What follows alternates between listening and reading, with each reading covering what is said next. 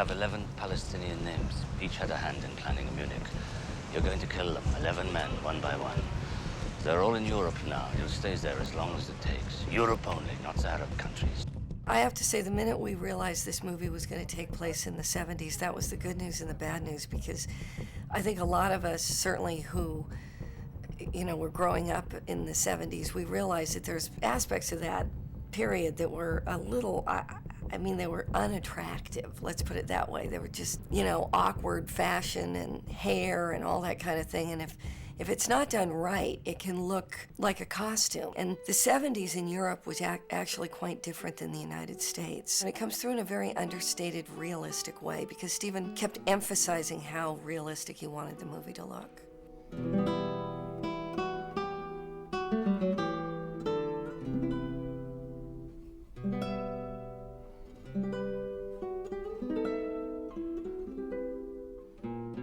When I first started the movie, the idea that Steven wanted to pursue was literally going to the real locations where some of these events happened, some of the assassinations and the killings, as well as Munich, the Olympic Village.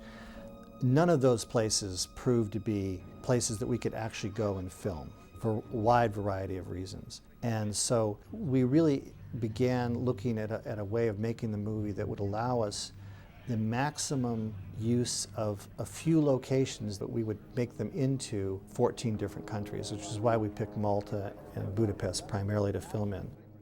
We kind of went to these different countries and used them as Hollywood backlots. I mean, Malta substitutes for, Cyprus, Nicosia. It's Athens, Greece.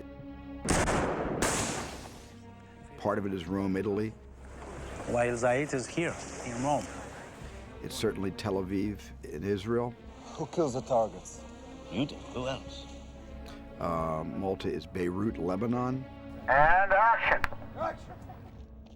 Malta served, many purposes. Budapest, on the other hand, was truly a backlot. By walking 2 blocks, the architecture changed from Romanesque to Parisian. And then you go back 3 or 4 blocks, you find yourself in London, England. And we added a couple of those double-decker red buses. But aside from that, I think Budapest was our most successful country in finding a variety of international looks.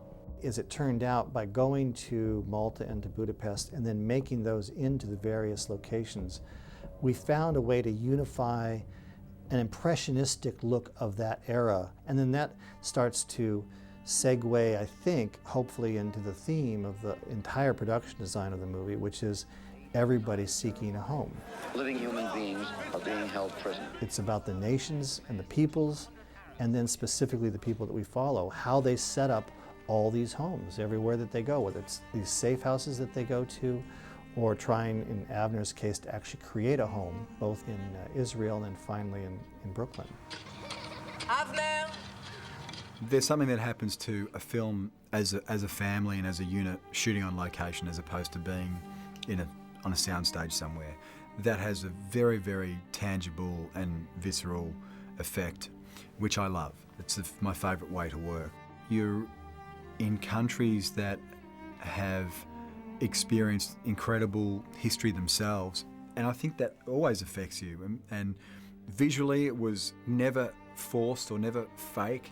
You were always somewhere that was legitimately 500 years old, or at least a few hundred years old. And whilst we cheated a few locations, but the architecture was never cheated, and things were always real, and it's great. In Budapest, there are really very little soundstage facilities, and the ones that are there were being used, so we had to use a ice skating rink that was not being used as a place to build our sets. And so we commissioned some of the local set building companies to do various sets for us. And so they came in and did the actual building on the Frankfurt Safe House and also the Munich apartment, which is a set. A man with a stocking mask on his face. Weird. But some of the things we just couldn't get in those places. I wanted some kind of iconography in the movie, so I bought a couple of days to go to Paris to shoot around the Eiffel Tower and some cafes and some streets. because I didn't want the audience to be looking in the background searching for, is that really Paris? Is that really Germany? Is that really London? So I thought I could kind of throw everybody off by actually going to one of those countries and shooting there. You can call me Louis. We also had no way of getting a French farmhouse in Hungary. We finally went back to a place that we had seen on the first scout in 2004 outside of Paris, where we could find a kind of a compound where this a little bit of a godfather type of figure that actually is in a sense pulling some of the strings as far as making the connections for this group and how they're going to find the people to assassinate. We don't work with governments. Louis said, But you did what you did because you have to feed your family. In the quest to find a home, Avner moves his wife and new baby to Brooklyn, which is like a new frontier, a place that he can actually then try to start a new life and leave everything that he's just been through behind him. And of course it follows him to some degree, and it's really not enough just to move to America, but it's interesting that we couldn't really replicate that in any other place. You had to go to New York and you had to go to Brooklyn in order to make that stand out and be something that you understood in the movie was different than all these other European locations that we'd been in, and that the light and the whole sense of what it would be to be there was somehow out of the battlefield, at least momentarily, of course, until our era. This is Peter. Do you have something to report to us from where you are? I mainly looked at old news footage of what the 70s really looked like, and that really informed Joanna Johnson and Rick Carter and all of us in how to really, make this as authentic to the 70s, early 70s, as we possibly could. Joanna Johnson, the costume designer, had to do a tremendous amount of work to create not only the look of the era in one place or two places, but 14 places. 14 different types of versions of the early 1970s. Stephen's brief was he just wanted it to look, completely real and believable, and it was a time in history that he remembered as a style, but he just wanted it not draw attention to itself as regards costumes. It would just pass before you. The costumes that Joanna has done, they're remarkable because she's not defined people just who they are, it's about sort of how they think as well, not just about what they say, how they think. It's strange, isn't it, to think of oneself as an assassin? Think of yourself as something else then. The hero 5 men, the characterizations in the book of Vengeance, they gave a very, very nice short list of things for me to draw on about how they were as people. And from that, then I, made their sort of look in their clothes and defined them away from each other so they had their own identity.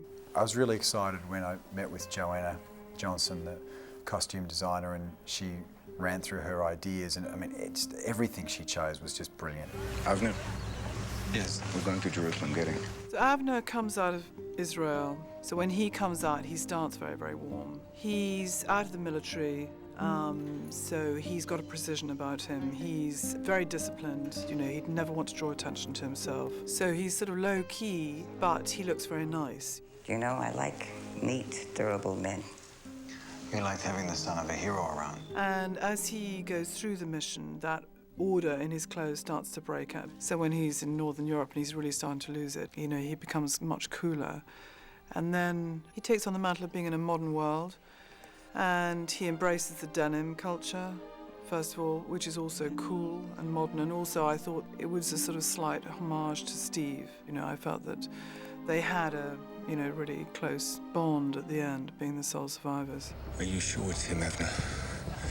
It seems to me the way Stephen's approaching it, the way he's filming things, and a lot of reflections, a lot of styles which maybe you've seen in films of the era, which I've always found incredibly stylish anyway. It's one of my favorite periods of movie making. I keep talking. Ancora. Keep talking. There were certain tools of the trade. Filmmakers used the zoom lens quite a lot in the 70s, and I decided, because I don't often use the zoom lens on many of my films, but I decided to probably use the zoom lens on this more than I've ever used it before in any film I've ever directed, because that was harkened back to the era where rather than dolly the camera forward, you just sort of reached out with the lens, which also gives you a sense of documentary. It gives you a sense of being there. And that turned out to be a wonderful technique to make you feel like you were not just a part of the 70s, but you were a part of an actual experience occurring right before your eyes. What I usually do before we start the principal photography, I go and do extensive tests, photographic tests. Frequently, I will go to the location that we may photograph the movie. I went to Paris in 2004 and started experimenting with various color schemes, with various filters, lenses, and actually I shot in one location that we ended up photographing for Munich.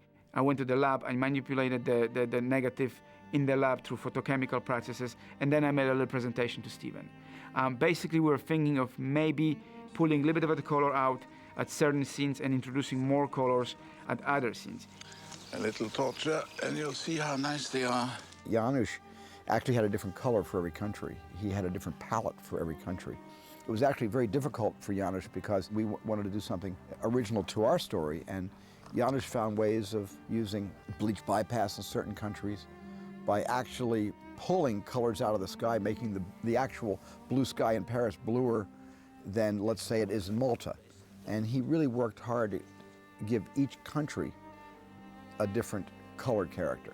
Paris has different color scheme than Rome. Munich feels a little bit different because of the light and color. So those are very subtle differences, but yet each of those particular countries has its own individuality.